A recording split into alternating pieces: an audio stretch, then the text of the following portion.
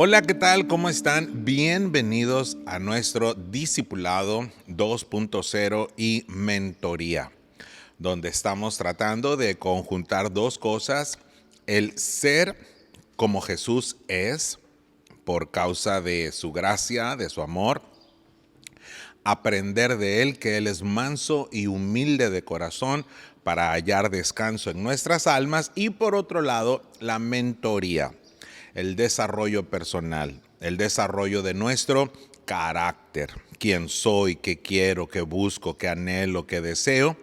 Por eso es que conjuntamos las dos cosas: el discipulado de transformación, donde te dejo algunas actividades a realizar y tú me las reenvías a mi correo electrónico. De esa manera estamos en contacto, yo reviso tus actividades y bueno, te doy mi punto de vista.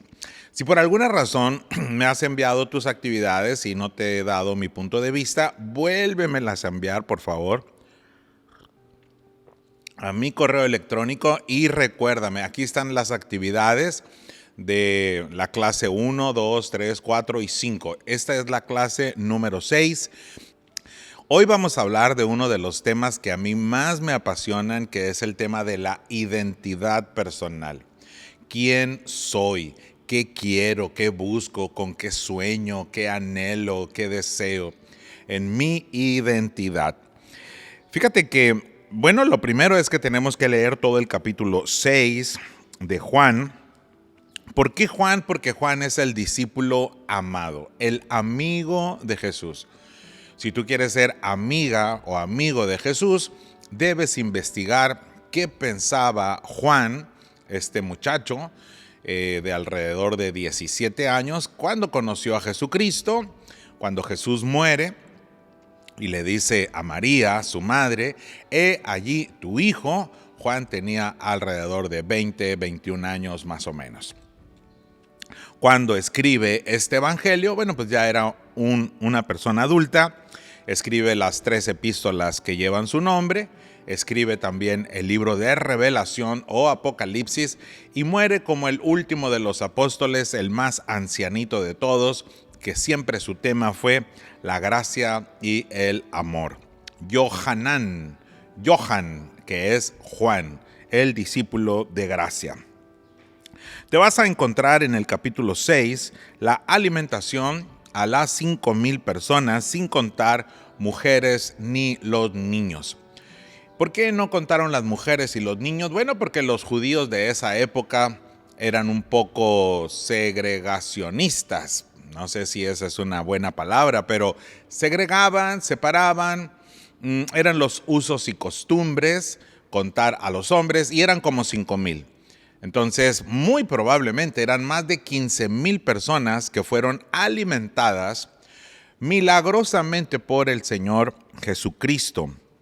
Este milagro sucedió en la ribera del mar de Galilea, en una montaña, dice la Escritura, en un monte. A Jesús le encantaba ir a las montañas, sentarse y enseñar.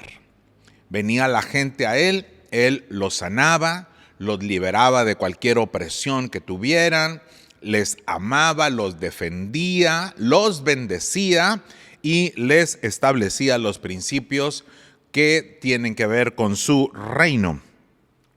Bueno, dice en el capítulo 6, verso 3, entonces subió Jesús a un monte y se sentó allí con sus discípulos.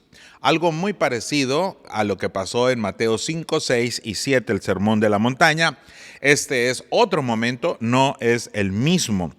¿Podría haber sido el mismo monte? Tal vez sí, tal vez no. El mar de Galilea era todavía lo es, muy extenso. Cuando alzó Jesús los ojos, vio que había venido una gran multitud y le dijo a Felipe. Interesante, este discípulo llamado Felipe: ¿de dónde compraremos pan para que coman todos estos?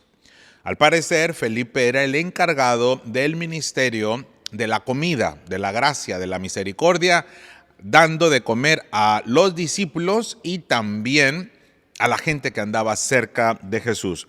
Felipe, ¿qué te parece? Tengo una idea. Quiero invitar a comer a todas estas personas.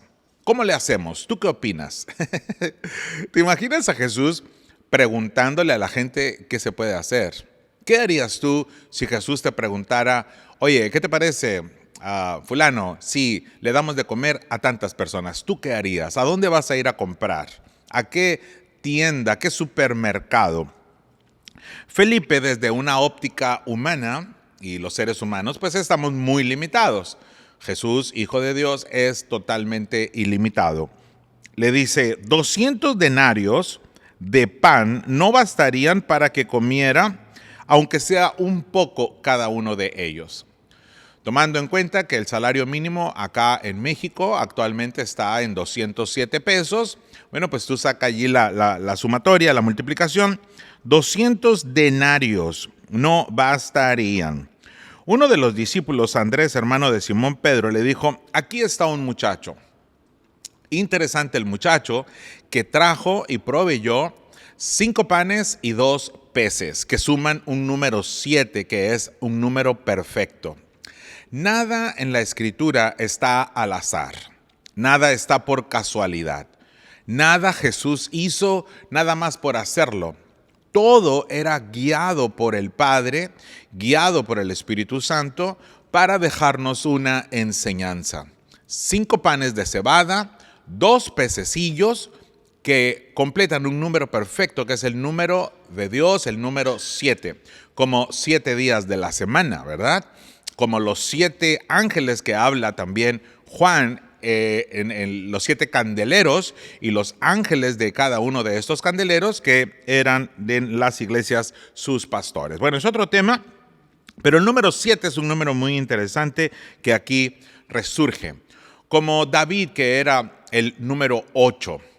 Por eso cuando llegó el profeta Samuel, profeta y sacerdote, le dijo a Isaí, ¿ya son todos tus hijos?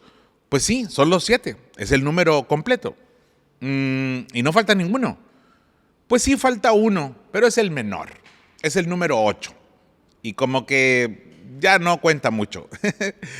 Y 8 para mí es un número de reinicio. Dios está haciendo nuevas todas las cosas. De tal manera que vuelve a ser un número 1, ¿verdad? Y bueno, a mí me gusta todo esto de los números, porque la Biblia está llena de números, pero no nos metemos mucho. Al fin y al cabo, 7 número perfecto, 12 número de gobierno de los apóstoles, 12 meses del año, 24 ancianos que menciona Apocalipsis, 12 apóstoles, 12 patriarcas, un gran número también, el 12. Bueno, tomó Jesús aquellos panes y habiendo dado gracias, lo repartió entre los discípulos. Tomó los panes, los partió y le dio gracias al Padre. Qué importante es cuando vamos a comer que oremos y le demos gracias al Padre por los alimentos. Y de paso deberíamos también decirle, Dios, quiero comer y alimentarme bien. Tú le vas a dar gracias a Dios por un buen alimento. No le darías gracias a Dios por un alimento que te va a hacer daño a tu cuerpo, ¿verdad? Entonces, darle gracias a Dios por los alimentos es un gran ejercicio de fe, pero también de análisis personal. Estos 5 panes de cebada y 2 pececillos iban a hacerle salud al cuerpo de todas las personas, iban a traer salud a todas las personas que estaban allí. Bueno, dice que cuando todos se hubieron saciado, eso está interesante, porque comieron hasta saciarse. Entonces dijo Jesús, recojan los pedazos que sobraron, no quiero que nada se pierda. Wow, Jesucristo, un buen mayordomo, un buen administrador de todos los recursos que la gente le proveía, como este muchacho que le ofrendó a Jesús para que todo fuera multiplicado en las manos de Jesús.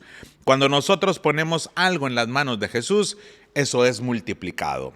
Pon tu vida, pon tu familia, pon tu negocio, pon tu empresa, pon tus estudios, todos tu vida. Tu pasado, tu presente y tu futuro, ponlo en las manos de Dios y cobrará sentido y propósito. Bueno, esa es la primera historia. Tenemos una segunda historia que es Jesús caminando sobre el mar, del versículo 16 al 21. Al anochecer descendieron sus discípulos al mar y entrando en una barca iban cruzando hacia el mar de Capernaum. Estaba ya oscuro y Jesús no había venido a ellos. Es decir, les dijo, adelántense, súbanse al barco y adelántense, ahorita los alcanzo. Interesante. Cuando iban más o menos a la mitad del lago, entonces Jesús vino caminando sobre el mar. Aquellos se asustaron, pensaron pues que era un fantasma, que era qué sé yo, ¿no? Y Jesús, fíjate las palabras que le dijo, yo soy, no teman. Interesante, yo soy. Así como se reveló en el antiguo pacto, el gran yo soy el que soy. Así le dijo el Señor a Moisés.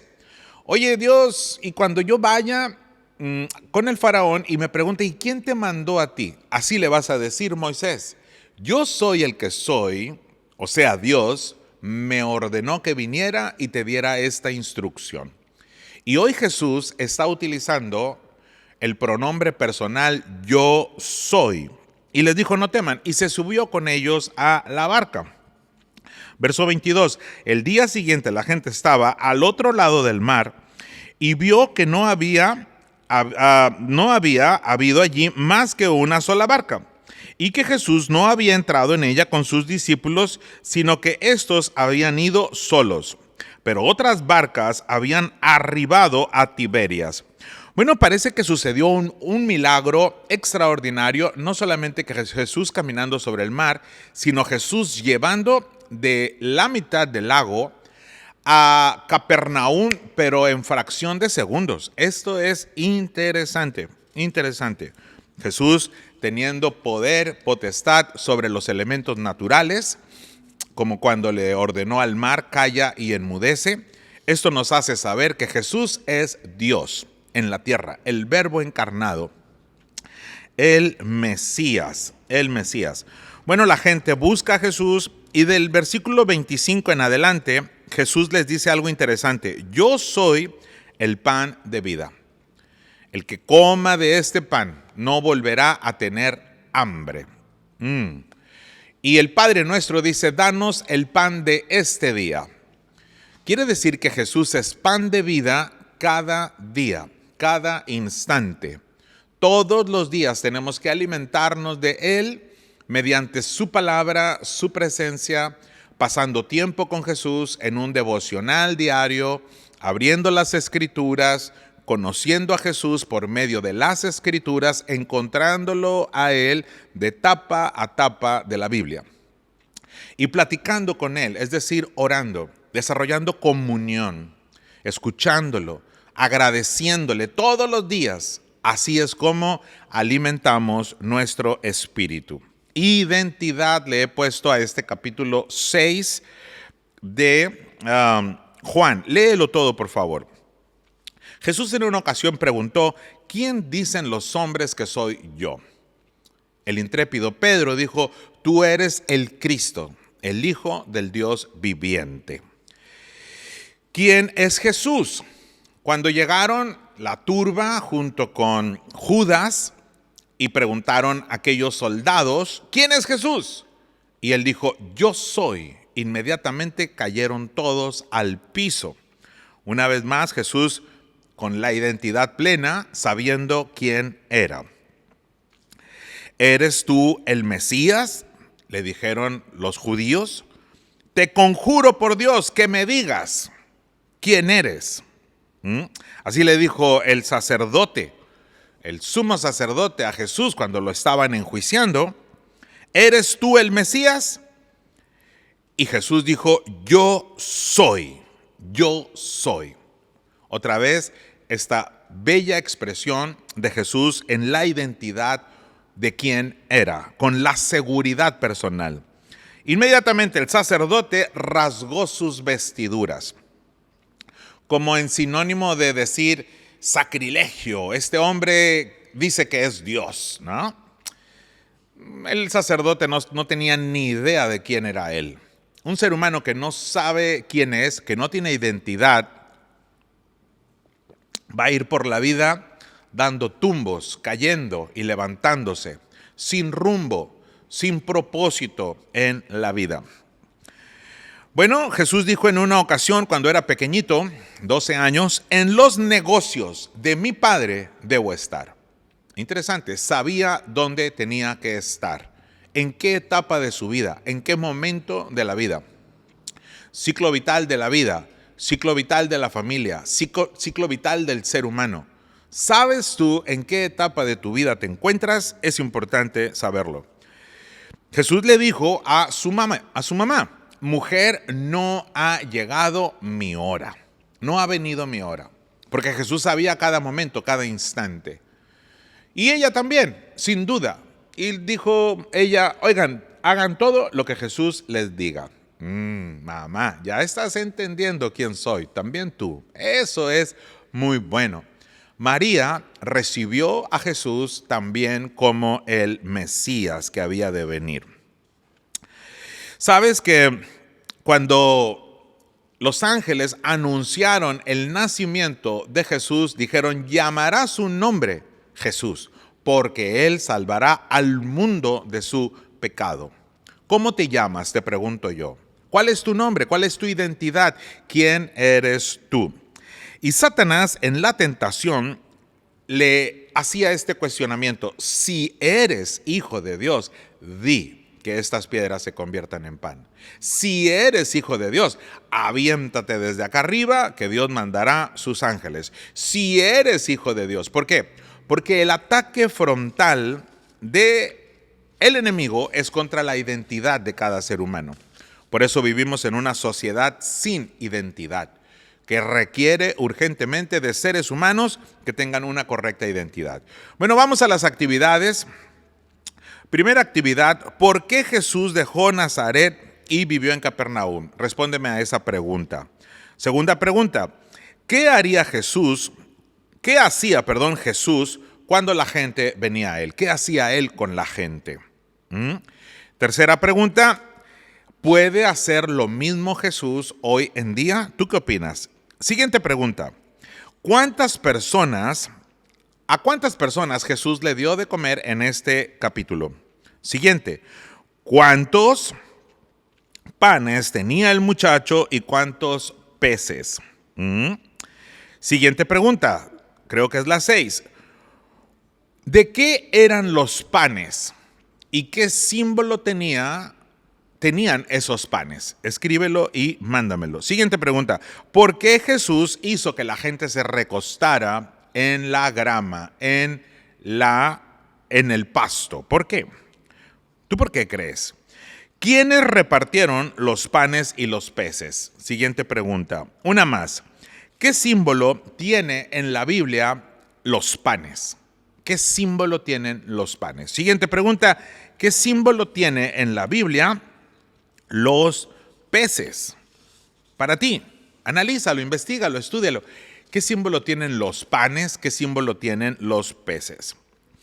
Una pregunta, y creo que aquí hay parte importante dentro de este capítulo. ¿Cuántas veces se repite el pronombre yo? Jesús diciendo yo.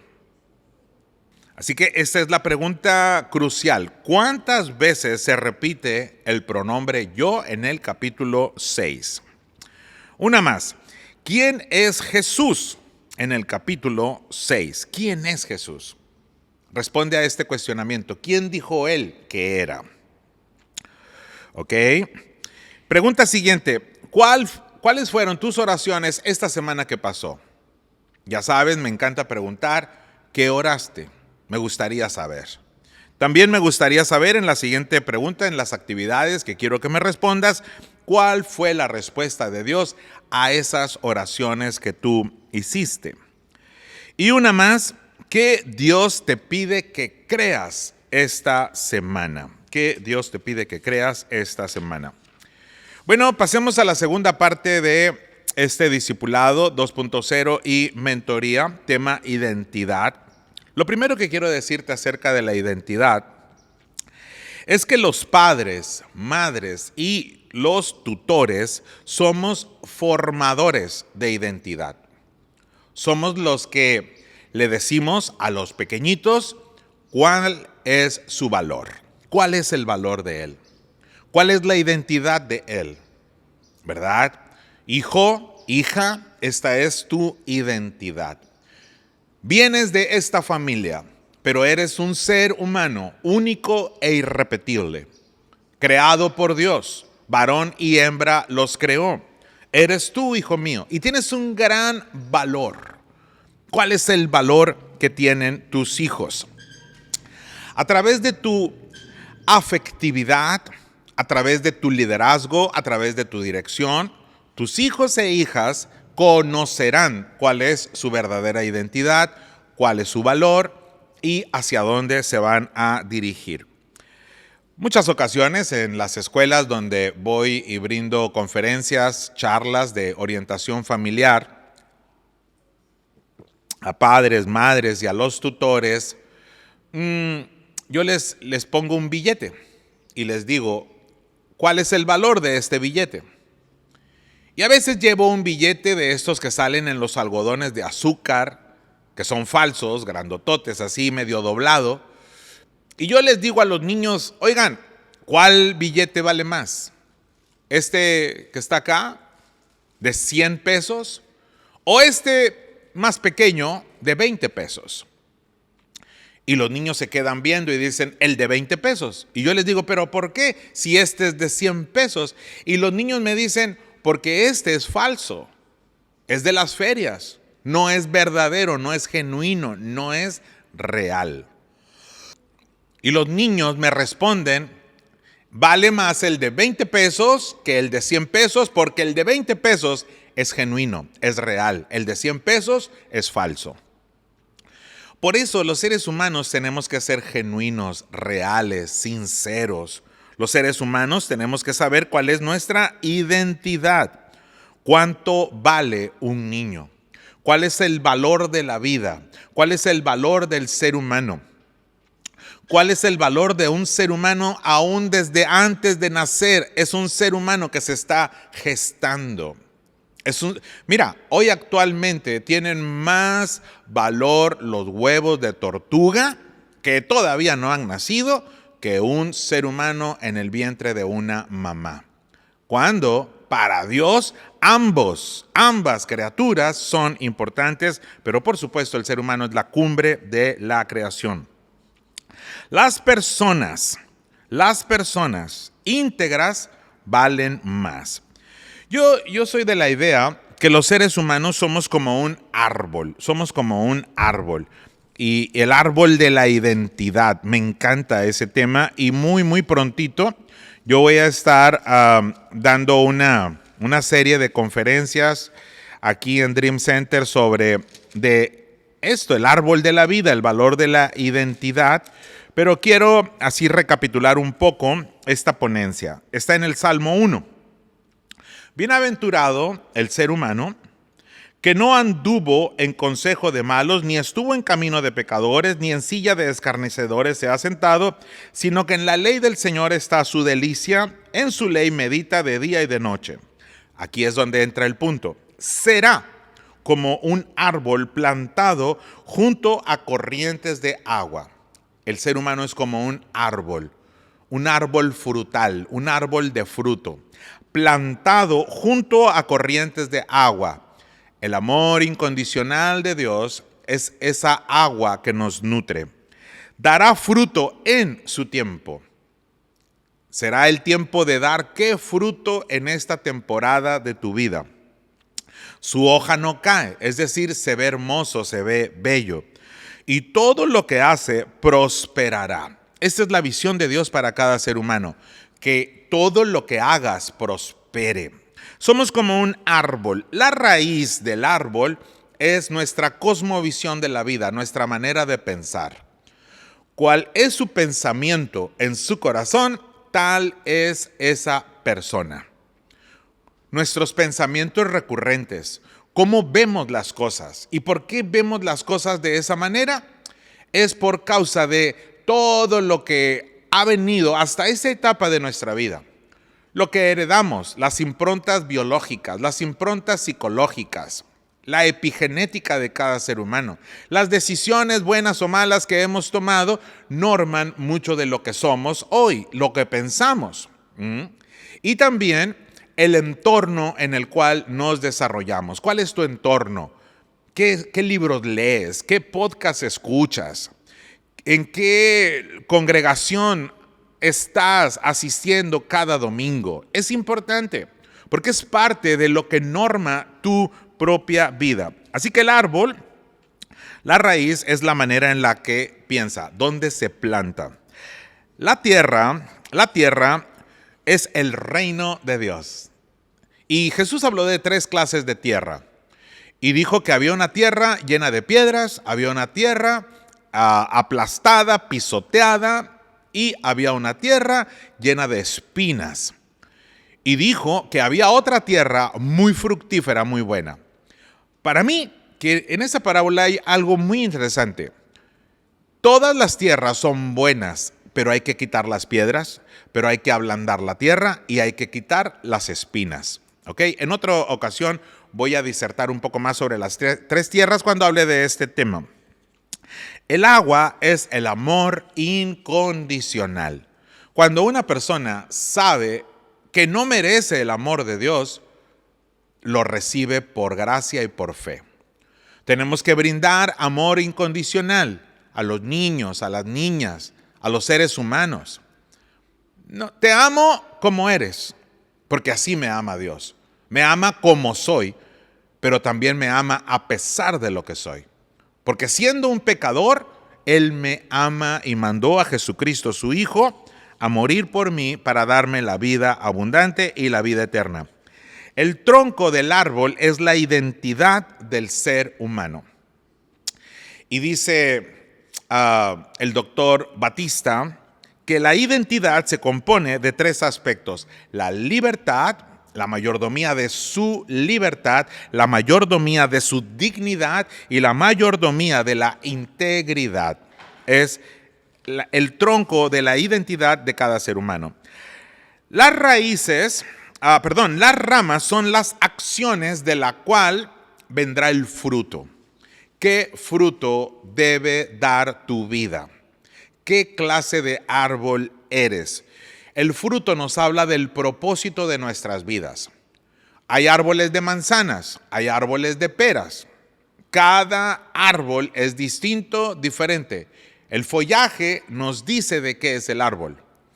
Pero si el árbol aparentemente es de tal fruto, pero no tiene fruto, algo no anda bien. Por eso Jesucristo dijo, por sus frutos los conocerán. Así que importante es tener una correcta identidad y dar el fruto adecuado. ¿Qué fruto está Dios esperando de ti en esta temporada de tu vida? Concluyo con estas preguntas. Quiero que me las respondas a través del correo electrónico. Pregunta número 16, creo que iba. ¿Quién eres? Cuestiónatelo. ¿Quién soy? Y respóndelo. Es una gran pregunta. ¿Quién eres? ¿Quién soy? Y puedes allí desplayarte y escribir todo lo que tú crees que eres. Siguiente pregunta. ¿Cómo voy a fortalecer mi identidad? ¿Cómo lo vas a fortalecer? ¿Qué puede fortalecer tu identidad para que tengas un carácter cada vez más fuerte, más definido? Que sepas de dónde vienes, a dónde vas, qué deseas. Siguiente pregunta. ¿Cuál es tu valor? ¿Cuánto vales? Defínelo. ¿Cuánto vales? Cuando tú sabes cuánto vales, le das el valor a las demás personas y a las cosas. Cuando pones en una balanza las personas y las cosas, primero son las personas que las cosas. Porque las cosas van y vienen. El dinero va y viene. Los seres humanos no. Entonces siempre el valor de los seres humanos es superior a el valor de las cosas. Siguiente pregunta. ¿Cuáles son tus frutos en esta temporada de tu vida? Y allí cabría otra pregunta. ¿Qué fruto esperas dar en la siguiente temporada de tu vida? Y última pregunta. ¿Cómo ves tu futuro? ¿Cómo lo ves? ¿Cómo lo visualizas? ¿Qué ves en tu futuro? Es muy importante, porque el que cree, crea. Y si yo creo que mi vida está en las manos de Dios, voy a ver un gran futuro. Lo que venga será muy bueno. Seré como un árbol plantado junto a corrientes de agua. Daré fruto en su tiempo. Se verá bien porque las hojas no caerán y todo lo que haga prosperará. Esa es la verdadera identidad de los hijos de Dios. Bueno, esta ha sido la clase número 6. La clase se llama Identidad. Mándame por favor las actividades. Espero que al estar estudiando junto conmigo te sea grato tu estudio y nos vemos la próxima semana. Prohibido no compartir todos estos contenidos, no solamente la clase, el video, sino que tú, en tu experiencia personal, vayas y le cuentes a otra persona lo que estás recibiendo de parte de Dios. Bendiciones.